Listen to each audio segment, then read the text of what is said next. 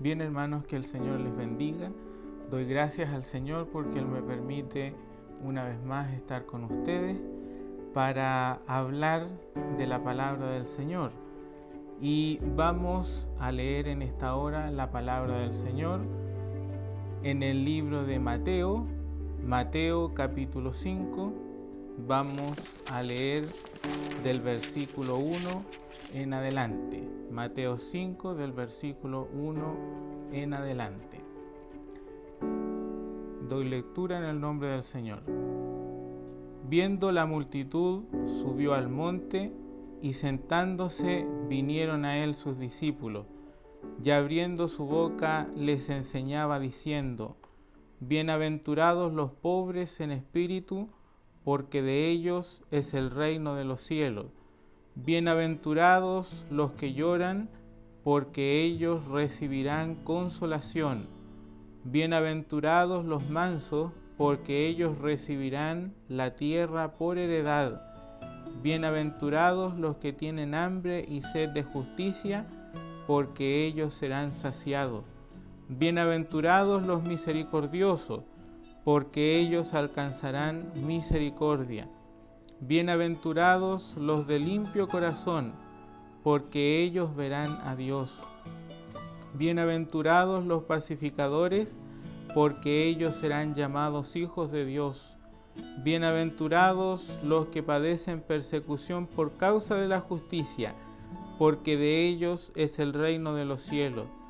Bienaventurado soy cuando por mi causa os vituperen y os persigan, y digan toda clase de mal contra vosotros, mintiendo.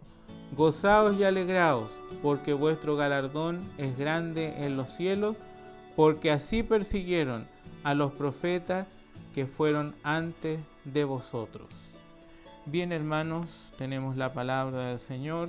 Es un pasaje muy conocido por todos nosotros. En innumerables ocasiones lo hemos leído, pero la palabra de Dios siempre permanece vigente, siempre es un pan fresco. Sabemos que estos versículos y los capítulos que siguen componen el famoso Sermón del Monte, pero hemos leído estos versículos que nos hablan con respecto a las bienaventuranzas y vamos a meditar un momento en estos versículos. Vamos a tratarlos brevemente cada uno en honor al tiempo, y vamos a tratar de pedirle al Señor que Él nos dé, ¿no es cierto?, la sabiduría para poder entender su palabra. El Señor comenzó, hermanos, su ministerio en la tierra diciendo en primer lugar: arrepentíos, porque el reino de los cielos se ha acercado. Eso está en Mateo 4:17. Este reino no era un reino como los reinos de este mundo, no era un reino material, sino que más bien era un reino espiritual que venía a establecerse en el corazón de los hombres. Pero como cualquier otro reino, este reino que el Señor venía a establecer también tiene sus normas, también tiene su normativa, y es preciso que los ciudadanos de este reino también posean ciertas cualidades. Cristo, hermanos, predicó este sermón, que es una especie de normativa del reino espiritual de Dios. Dice la palabra del Señor que abriendo su boca les enseñaba cuál era el mal que debían evitar y cuál era el bien en el que debían abundar. Porque el cristianismo, hermano, tiene por norma el tiempo que nosotros estamos en el Evangelio, tiene por fin el reformar nuestra conducta, el reformar nuestra mente. Es un tiempo de cambio, el tiempo en el que nosotros estamos en el Evangelio. Es un tiempo en el que todo debe ser rectificado, porque dice la palabra del Señor que una vez que hemos nacido de nuevo, aquí dice que las cosas viejas pasaron y ahora todas son hechas nuevas. Entonces, los que han de anunciar el mensaje de Cristo, es decir, usted y yo, cada uno de nosotros, debemos primeramente manifestar en nuestras vidas el poder transformador del Señor, el poder transformador del Espíritu Santo. La felicidad, hermanos, es algo que todos de alguna manera intentamos alcanzar. Todos intentan alcanzar la felicidad. Pero la mayoría de las personas o la mayoría de la gente tiene un concepto equivocado de la felicidad, un concepto falso de la felicidad. Y al equivocar el concepto, pierden el camino y pierden también el objetivo, que en este caso es la felicidad. Es decir, no alcanzan por ningún medio la felicidad. ¿Cuál es la opinión general de la gente? Si usted le pregunta a cualquier persona en el mundo, le va a decir que felices son los ricos. Felices son los que gozan del dinero. Felices son los que tienen placeres. Felices son los que tienen honores. Felices son los que tienen poder. Felices son los que pasan los años en goces corporales. Los que comen, felices son los que beben lo más exquisito. Felices son los que están libres de sufrimiento, libres de disgusto, los que no tienen problema. Felices son los que se salen con la suya. Pero el Señor, nuestro Señor Jesucristo, viene a darnos aquí una noción completamente distinta de lo que es la felicidad. En el Sermón del Monte, bienaventurado significa un gozo celestial que el discípulo de Cristo, el discípulo del Maestro, posee dentro de sí mismo. Una dicha, hermano, que no es afectada por las circunstancias de la vida, porque a veces estamos bien, a veces lamentablemente estamos mal, pero la felicidad del cristiano no depende de esas circunstancias, sino que esta dicha, esta felicidad, esta bienaventuranza brota del alma del creyente porque somos poseedores, hermanos, del reino de Dios. Somos poseedores de los dones de Dios. No es una dicha como la del mundo. La dicha del mundo es pasajera, sino que la felicidad verdadera viene de parte del Señor. Es una felicidad duradera que nadie puede quitarle, ni siquiera las circunstancias de la vida. Entonces el Señor pasa a describir estas cualidades y dice el versículo 3, bienaventurados los pobres en espíritu, porque de ellos es el reino de los cielos. Mire qué importante, los pobres en espíritu, es decir, los que tienen un corazón desapegado de lo temporal, que viven contentos tal como el apóstol Pablo, que él podía decir que estaba contento lo mismo en la abundancia que en la escasez. Eso puede leerlo en Filipenses 4:12. Pobre en espíritu es aquel que, aunque tiene las riquezas de este mundo, está dispuesto como Job a bendecir a Dios cuando Dios también las quite. Pobre en espíritu es aquel que tiene un bajo concepto de sí mismo, como Pablo lo podía decir, que a pesar de ser un hombre que abundaba en todos los dones espirituales, se consideraba a sí mismo el menor de los apóstoles y el primero de los pecadores. Pobre en espíritu es aquel que ha perdido toda confianza en sí mismo, en nuestras propias fuerzas, y que reconoce que depende totalmente de la obra meritoria de Cristo y del poder del Espíritu Santo. Es un corazón el que el Señor pone a estos bienaventurados, un corazón contrito y humillado, tal como el que tenía aquel publicano, ¿se recuerda? Que su oración era: Dios, sé propicio a mi corazón. Ninguna otra cosa más decía el Señor, pero ese, dijo el Señor, descendió justificado. Su oración fue escuchada.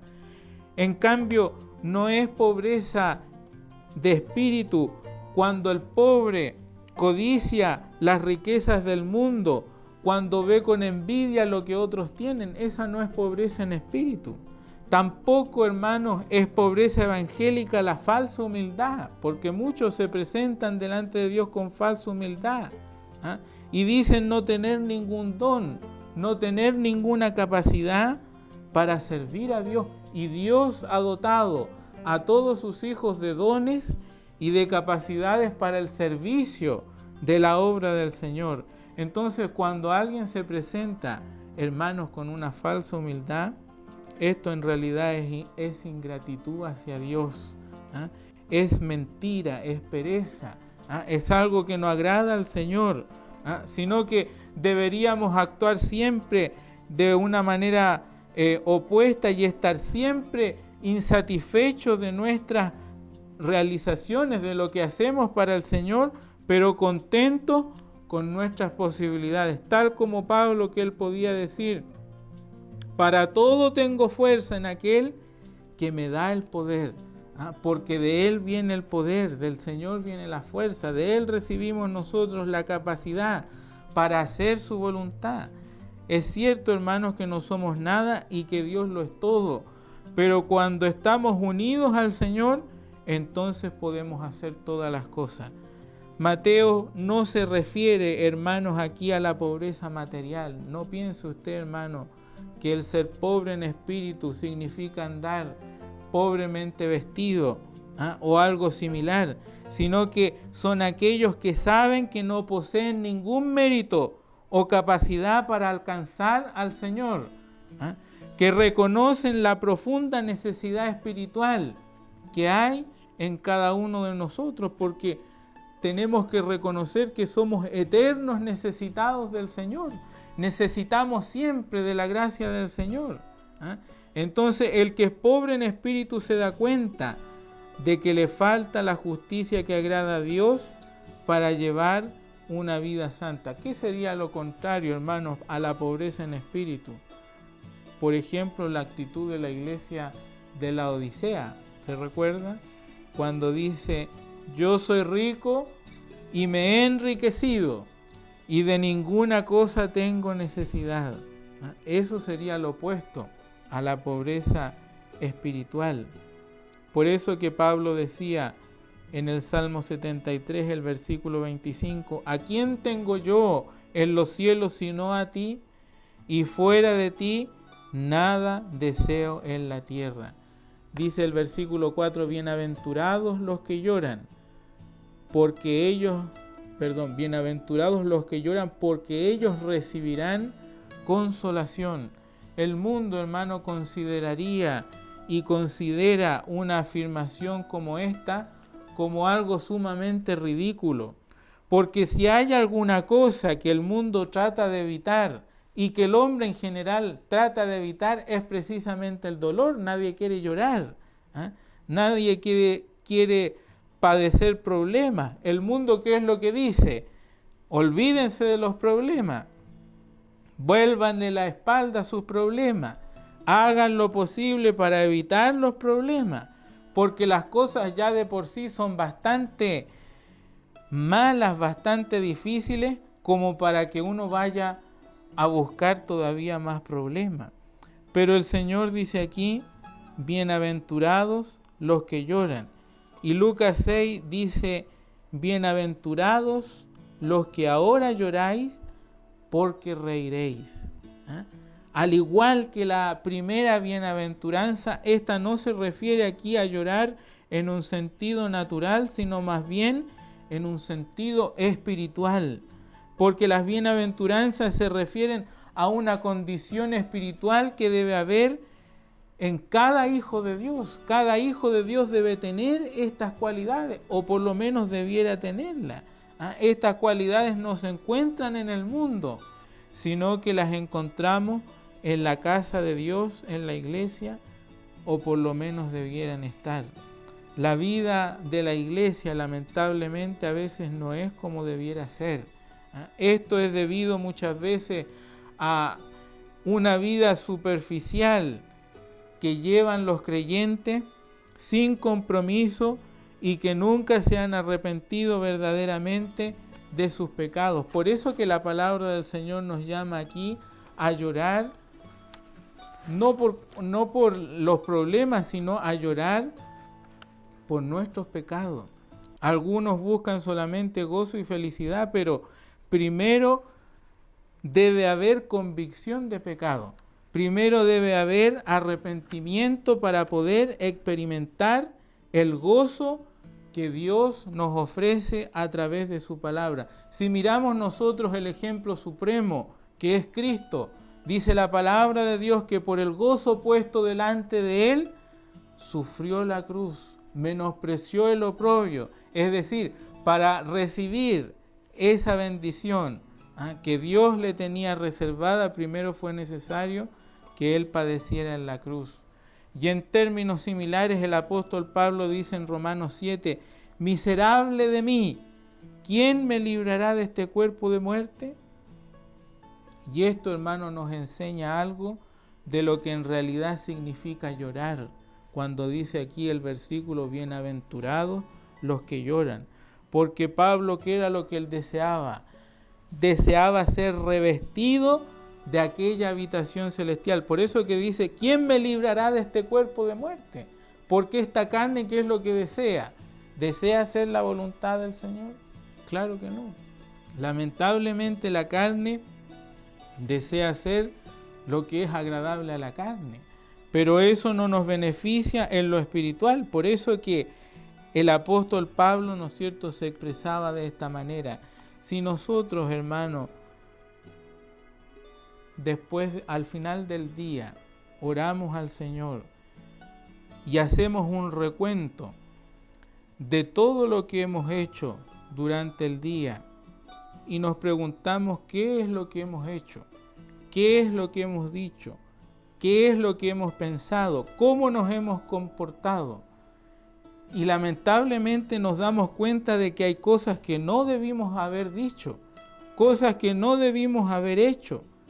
Y el verdadero cristiano, al darse cuenta de esto, siente pesar, siente dolor y se arrepiente, llora al Señor. El cristiano debe meditar en sus acciones.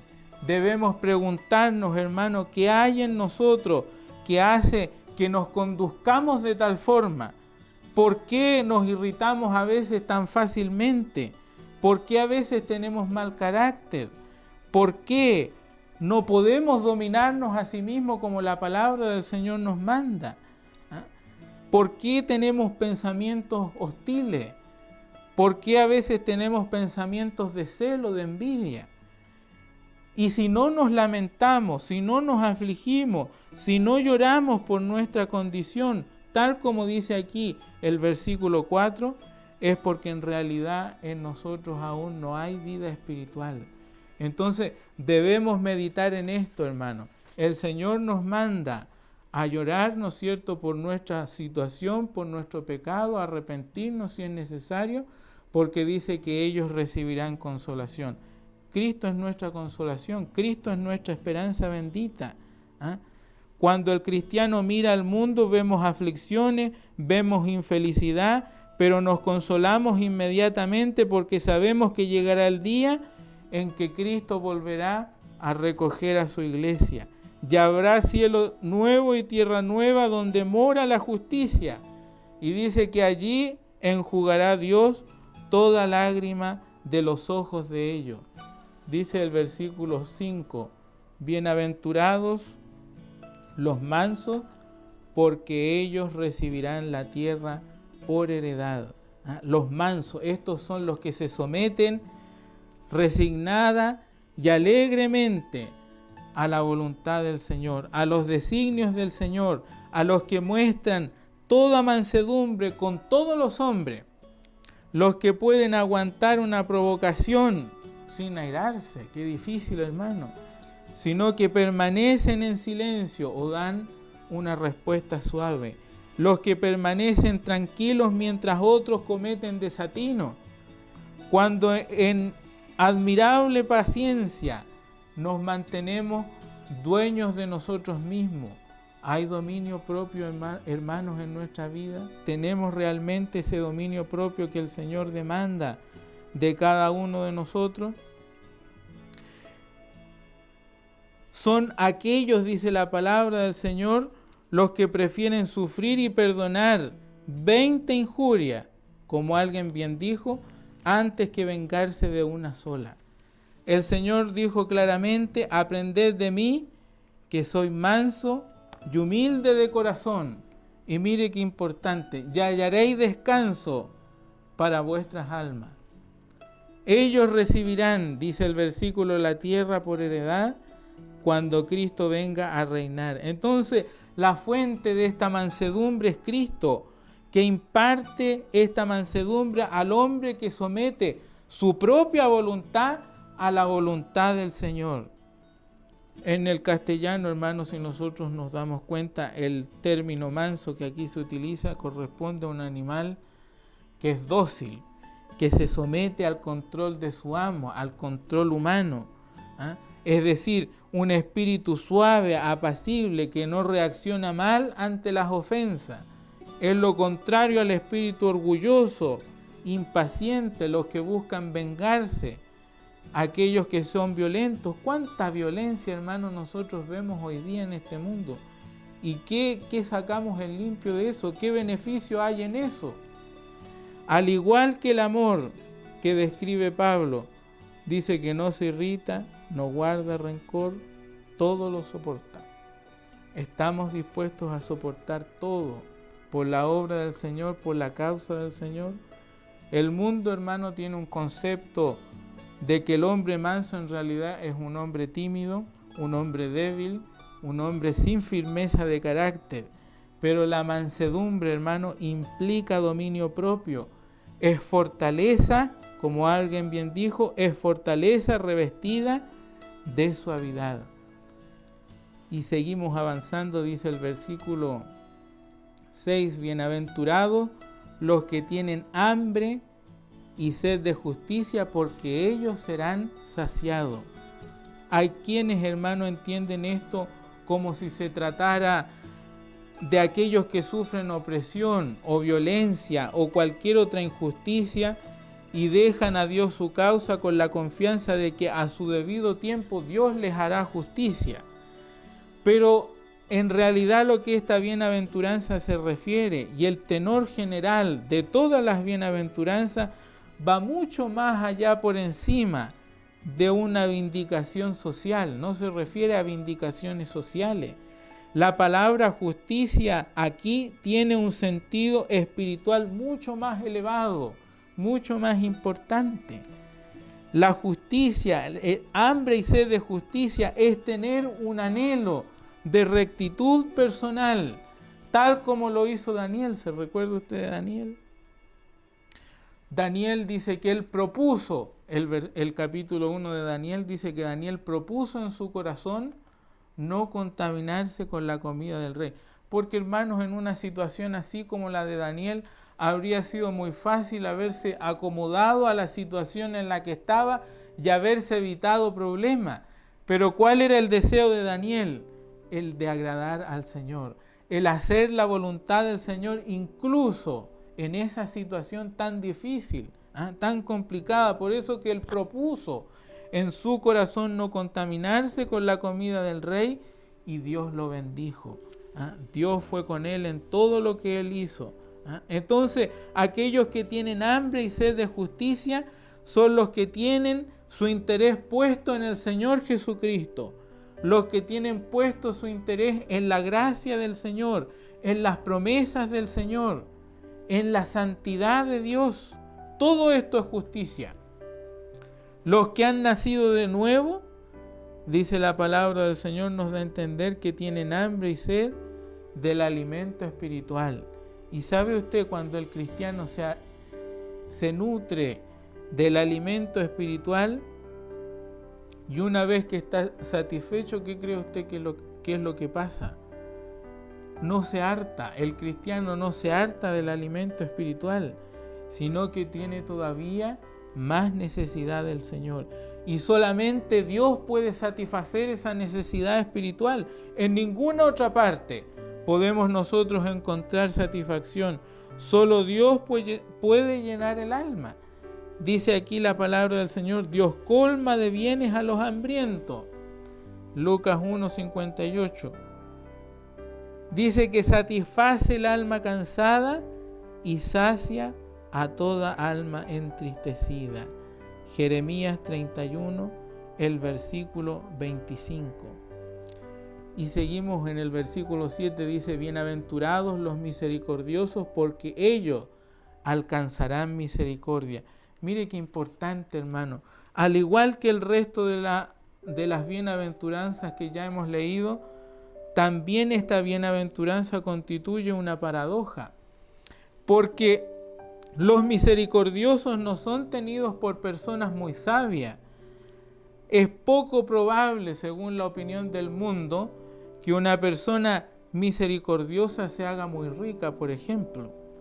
Sin embargo, Cristo dice aquí que son bienaventurados, dichosos, felices los misericordiosos, porque no solamente debemos soportar con paciencia nuestras propias aflicciones, sino que tenemos que simpatizar cristianamente con las aflicciones de nuestros hermanos. A eso estamos mandados. Hay que consolar al atribulado, dice Job 6:14, vistiéndonos de entrañable misericordia. Mire qué importante, de entrañable misericordia, Colosenses 3:12.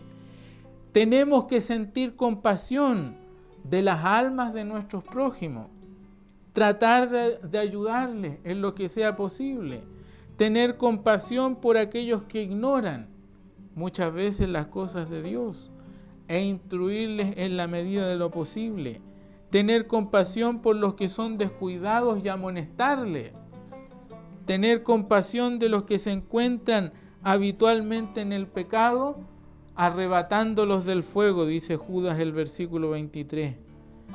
Un hombre, hermano, con estas características, misericordioso como aquí se describe, incluso es compasivo con los animales que tiene a su cuidado.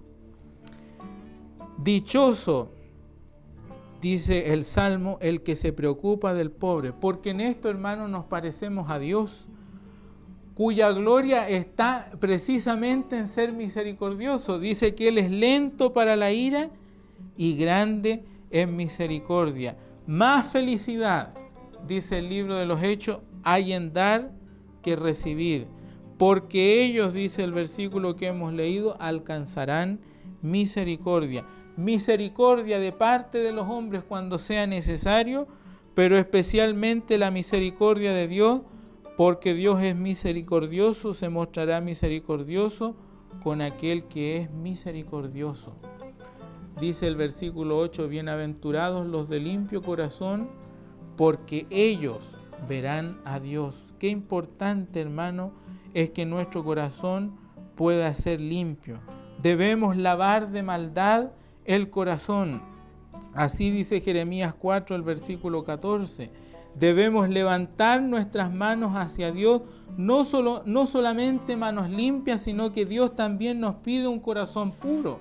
Dice el Salmo 24, ¿quién subirá al monte de Jehová? El limpio de mano y el puro de corazón. Porque las apariencias, hermanos, muchas veces engañan. Y lo que Dios mira y quiere es que también nuestro corazón sea sincero, sea puro delante de su presencia. Crea en mí, oh Dios, dijo el salmista, un corazón limpio. Es decir, puro significa algo que no tiene mezcla, sino que es honesto, que está dedicado enteramente en una dirección.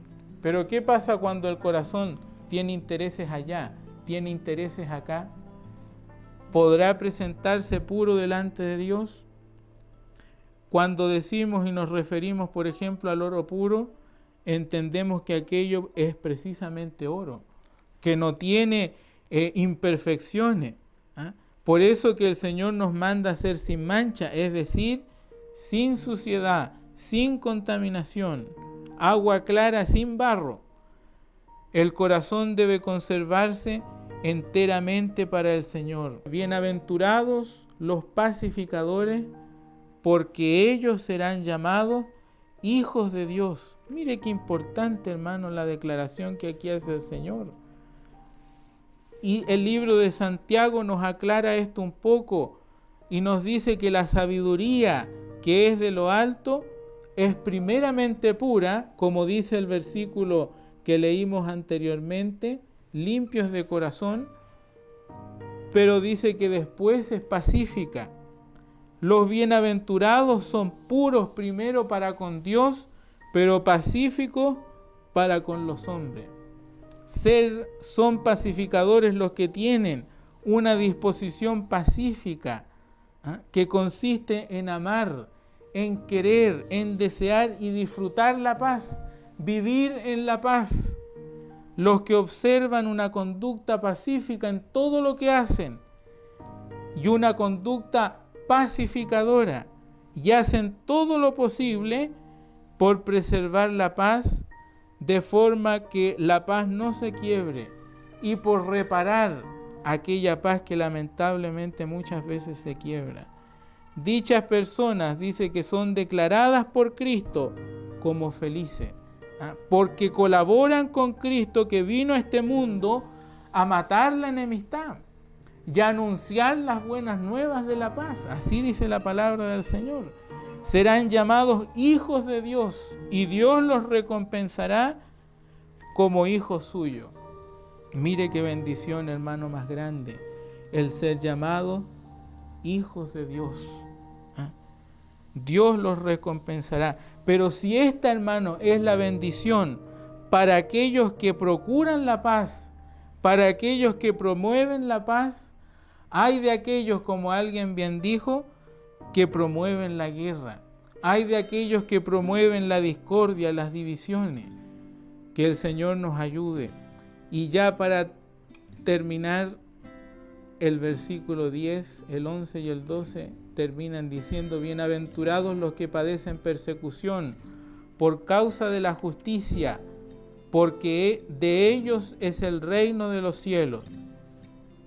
Bienaventurados sois cuando por mi causa os vituperen y os persigan y digan toda clase de mal contra vosotros mintiendo. Gozaos y alegraos, porque vuestro galardón es grande en los cielos, porque así persiguieron a los profetas que fueron antes de vosotros. Que el Señor nos bendiga. Esta, hermano, yo creo que es la mayor paradoja de todo y es exclusiva de los cristianos, del cristianismo. El mundo tiene por felices a los que gozan y a los que son seguidos, a los que tienen seguidores. Pero Cristo aquí lo que dice es que son felices aquellos que padecen y son perseguidos. Son perseguidos, son cazados, derribados, heridos, como se hace con animales peligrosos, que se persiguen hasta exterminarlos. Así se persigue y se persiguió muchas veces a los cristianos. Son calumniados, dice el Señor en el versículo 11, vituperados, y han de sufrir que se diga toda clase de mal contra ellos mintiendo. Se les ponen sobrenombres. ¿Cuántas veces, hermano, creo que no es un gran sufrimiento, pero hemos padecido esto? ¿Cuántas veces se nos han puesto apodos o nombres de desprecio, que denigran, que son abominables? ¿Cuántas veces se dicen cosas falsas contra nosotros mintiendo? Entonces, esto es lo que hacen aquellos que no pueden hacer otra cosa. Y los que tienen en su mano el poder para hacernos daño, se esconden también en falsedades para justificar la persecución. Pero aquí hay una advertencia, hermano, importante. Es importante padecer por la causa del Señor, pero aquí hay una advertencia importante. Dice: solamente el que padece como cristiano tiene acceso a esta bendición. Pero todo este sufrimiento, todo este padecer, hermano, es por causa de la justicia. Tendríamos innumerables ejemplos, hermano, de cristianos que han sido perseguidos a través de los tiempos, en los tiempos de los apóstoles. Más adelante podemos ver el ejemplo de los evangélicos en Francia, perseguidos hasta la muerte. Y así en todas partes del mundo, incluso hoy, perseguidos por la causa del Señor, pero lo hacen por causa de la justicia. Porque hay una recompensa. De ellos, dice, es el reino de los cielos. Es decir, ya tienen asegurada esa bendición, ya tienen asegurado ese título de herencia. Dice, vuestro galardón es grande en los cielos, tan grande que sobrepasa, hermano, cualquier sufrimiento, cualquier padecimiento en este tiempo presente. Dice Pablo, porque las aflicciones del tiempo presente no son comparables con la gloria venidera que en nosotros ha de ser manifestada. Dice, porque así persiguieron a los profetas que fueron antes de vosotros. Nos precedieron en excelencia, porque nosotros no hemos llegado todavía a ese nivel que ellos alcanzaron. No hemos alcanzado ese nivel. Nos precedieron en el tiempo para ser ejemplo de aflicción y ejemplo de paciencia, dice Santiago. Por lo tanto, es un honor ir en pos de esos pioneros. Y la misma gracia que fue con ellos para soportar el padecimiento será también, hermanos, suficiente para nosotros. Por lo tanto, y con esto termino, gozaos y alegraos, dice, porque vuestro galardón es grande en los cielos. Mire lo que dice el Señor. No es suficiente ser paciente y estar contento, sino que es preciso alegrarnos de saber que Cristo va delante de nosotros. Él es nuestra vanguardia, Él es nuestra retaguardia, y al mismo tiempo saber que Él no nos deja atrás, sino que Él nos acompaña en todo el camino. Que el Señor les bendiga, que el Señor bendiga su muy santa palabra en nuestros corazones.